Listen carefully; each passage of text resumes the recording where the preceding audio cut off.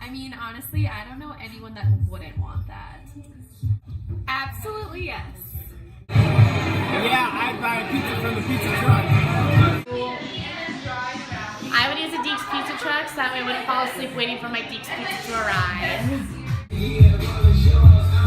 Oh yeah. I would love one because instead of ordering an entire pizza at 2 a.m. after I get done at Joe Black's, I could just swing by the truck and grab one slice. It'd be so efficient.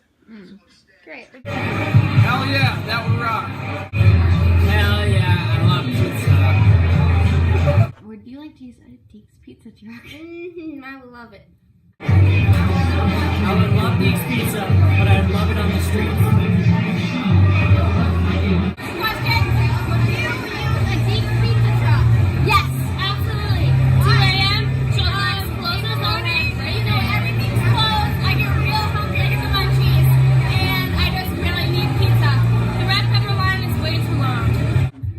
I think that'd be really awesome because it wouldn't put people at risk for driving anywhere after they go out. And it's a really high traffic area with no other restaurants open at that time.